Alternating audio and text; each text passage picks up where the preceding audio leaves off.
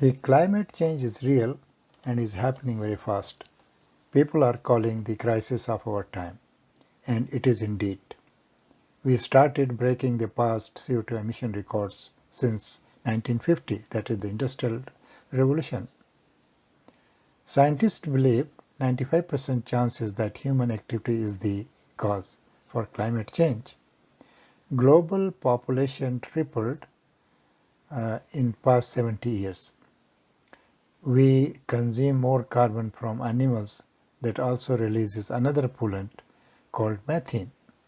The globe has already surpassed 1 degree higher than pre-industrial global temperature, and if we do not slow it down, it will surpass 3 degrees by end of this century.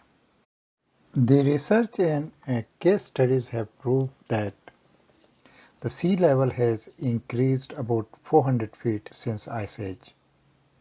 Increasing hydrological events such as longer droughts, heavier rains and floods, increasing incidence of high category hurricanes and associated storm surges and freshwater flooding, more heat stress and other health risks.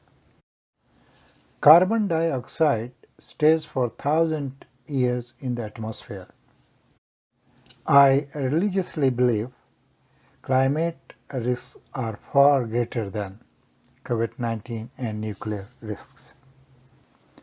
The solutions are simple but difficult to implement. Make your kitchens carbon-free, smoke-free. Make your roads smoke-free, carbon-free. Make your industries carbon-free and smoke-free. Very good morning and good afternoon, good evening. Assalamu alaikum. My name is Aziz. I will be your mentor for today's webinar and presentation. Stay with me. Thank you. It is important to know how people think about the climate change. There are three categories or groups of people. In category 1, the scientists on national panels and international panels like IPCC of United Nations International Panel of Climate Change. Scientists in this group involved in research and academia, people like professors, researchers, students. This group mostly believe that this recent climate change is primarily due to man's burning the fossil fuel like oil, coal, natural gas, etc. This releases CO2 into the atmosphere, and they believe this might eventually dangerously hit the planet.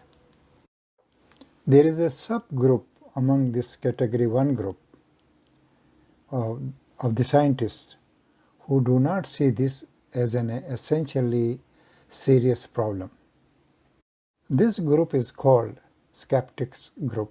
They believe there are many reasons why the climate change occurs, like the sun, clouds, ocean, orbital variations of the earth, as well as the myriad of other inputs. However, there are some points of agreement between the first group and the second subgroup, that climate is always changing.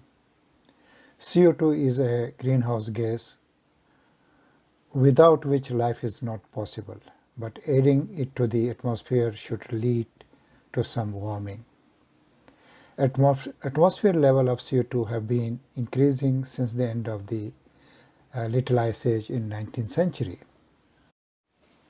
Over these 2 centuries, 1800 and 2000, the global mean temperature has increased slightly and erratically by about 1.8 Fahrenheit or 1 degree Celsius.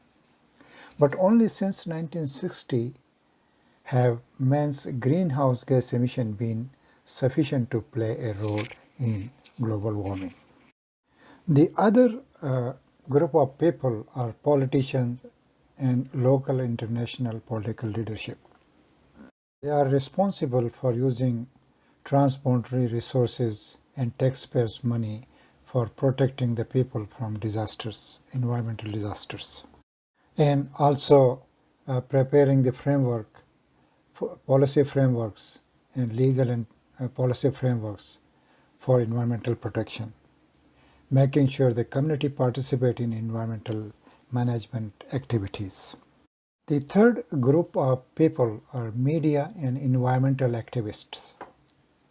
Global warming and climate issues provide them the things they most wanted.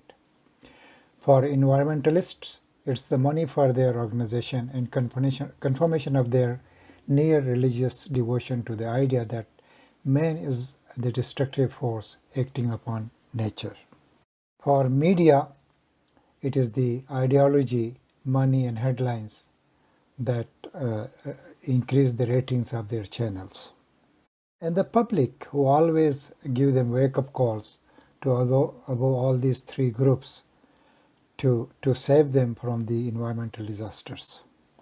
And the fourth group is you, me and I and others who suffer and who are continuously suffering from these environmental disasters like floods, hurricanes, droughts, destructions of their homes, villages, bridges, and destruction of resources, natural resources like road. The most vulnerable areas are the mountainous areas, the people who live in mountains. People who live near to glaciers. The biggest indicator of climate change is snow, ice and glaciers melting and avalanches. Because snow and ice can easily change between solid and liquid states in response to relatively minor changes in temperature. The mountains store the heat from the sun and releases when the temperature in the atmosphere is low and causing the glaciers to melt and avalanches. I am repeating again myself that the Gilgit-Baltistan, because of the glaciers and high peaks, is the most vulnerable region on the globe for the climate change. We have witnessed and experienced and suffered from three mega events happened during this decade. One of the biggest event was the Siachen Glacier's avalanche, which killed 138 people, including soldiers and civilians, and trapping them 400 soldiers in the snow. The second biggest event or disaster of this decade is Atabad disaster. The village of Atabad was buried under the rocks and glaciers, killing 20 people, destroying 170 homes, including schools and religious places, shops, and clinics, and also giving birth to a new lake, natural lake of 21 kilometers long and depth of 100 meters. You will find many videos and more details on the website on YouTube. The third major event because of climate change occurred on 9th April 2018 when I was in Hunza. This avalanche killed 3 students, university students, killing many livestock and damaging many trees and crops. My goodness.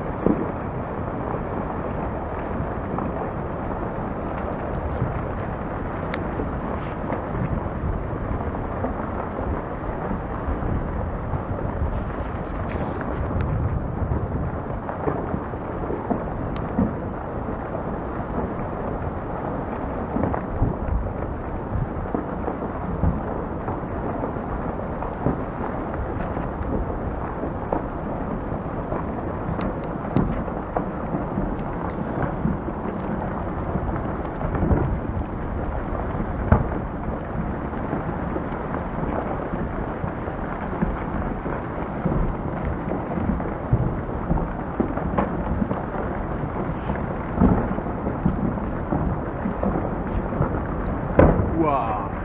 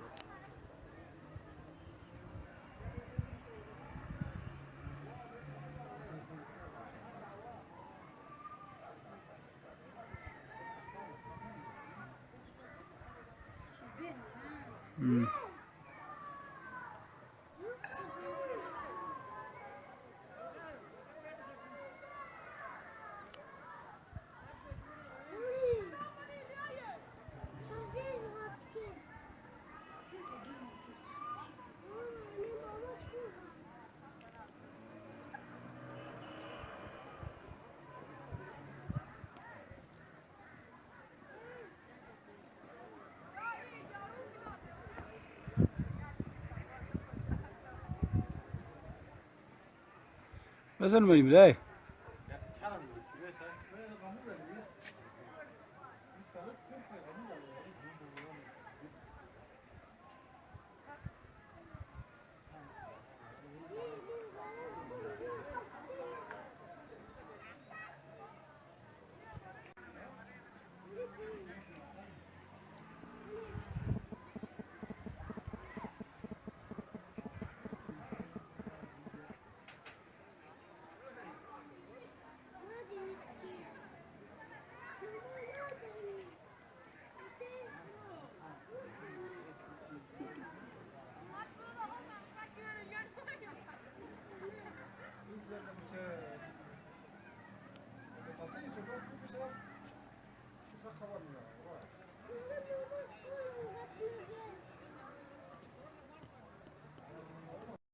There are a number of questions we should ask to ourselves. How the global warming and greenhouse gas emission impact our health? What are the causes of increasing cancer in Gilgit-Baltistan? What are the causes of increasing heart attacks in Gilgit-Baltistan? What are the causes of increasing cases of asthma, respiratory cases in Gilgit-Baltistan? What is indoor air quality and what standard we should follow to maintain the indoor air quality? We will try to find out the answers to all these questions in our next presentation. Please stay tuned, and till then, Khuda Hafiz.